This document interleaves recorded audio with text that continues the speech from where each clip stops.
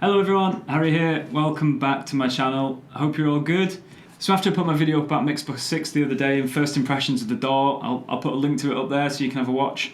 I got a comment off Harrison's Consoles, the actual company that makes Mixbus, basically sweetly and kindly informing me in the nicest way they could possibly do it that I'm an idiot and I wasn't using it properly. I dig that, I'm completely down with that, I think it's amazing. Someone at Harrison's obviously cares enough about the customer experience of using their DAW that they're happy to get involved in a conversation with me on my tiny 50 subscriber YouTube channel about their product, and I really rate that, and because of that I'm going to have another go. I'm going to jump back in. I'm armed with a little bit of information that they've given me about how to use the DAW better. My comment on my last video about the Mixbus is just being sends. I'm an idiot, I'll admit that straight up. I hadn't turned the masters off on the instrument channel, so schoolboy mistake. I only spent about an hour on the software and they also gave me some really interesting information about pre and post fader for your plugins.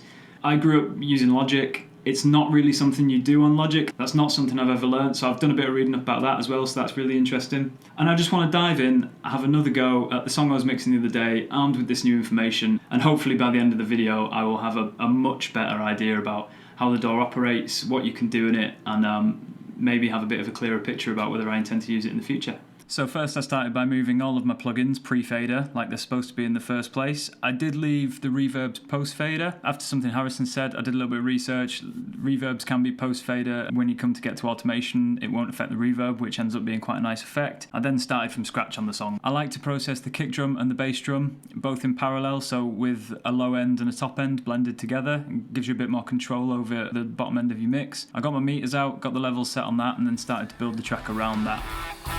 I will find a way. You really don't need to stay. And I will find a way. So if you want to go. Mixbus. I've spent 5 or 6 hours in it today. I've gone through an entire mix process from start to finish. I was armed with a little bit more knowledge about the software. I implemented everything, it sounded great. I had a very similar experience as I did the first time. All the tools are really good, the mix window's fantastic, the plugins are really good.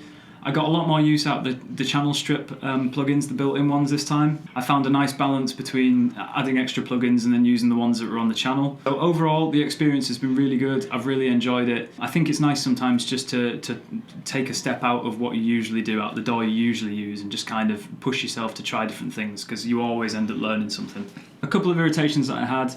The first one, having a separate arrange and mixer window annoys the hell out of me. I know it's probably just because I've always used DAWs that have an integrated mixer within the arrange window. Having to click between the two to select a section or to set a loop or something like that, it just adds another couple of seconds to something that you're doing, and it just starts to irritate me after a little while. I had a little bit of an issue controlling the low end on export of the song. So when I was actually in the session, the bottom end sounded great. There was clarity, it was tight, the levels were really nice, it looked great on EQs, there wasn't any boominess, I got rid of a lot of the harsh frequencies and stuff. But then when I came to export the track, listening to it back, the bottom end just exploded. There was too much, it was boomy, there was horrible frequencies around, and it just completely overwhelmed the mix. I've been back through a couple of times to try and see if there's a plugin that I've left on, or if there's a setting somewhere that I've clicked that I didn't mean to click, but I can't find anything, and it seems to happen every time. So my solution was that I had to basically mix the bottom end out of the track, and then when I bounced it, it was about right.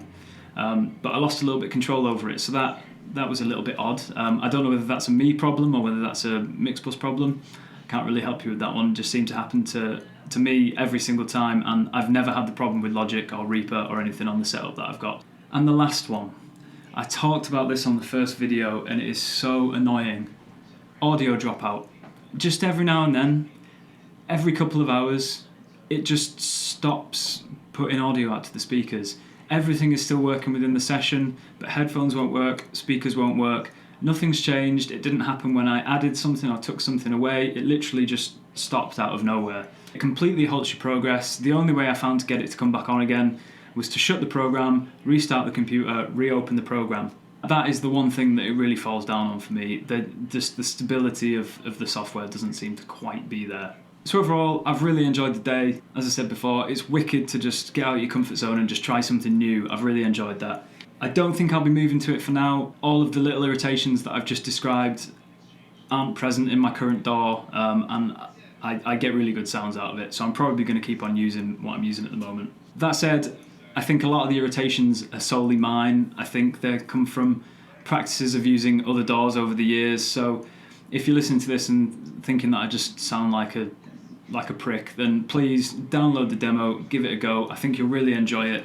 You'll definitely learn something. I definitely have. I want to thank whoever it was from Harrison's Consoles for reaching out to me yesterday as well. It was wicked to have a little convo with you about the DAW, and it definitely pushed me on to trying it again, so thank you very much. I hope this has helped. I know it's only been short, but thank you very much for watching. Stay safe. Bye-bye.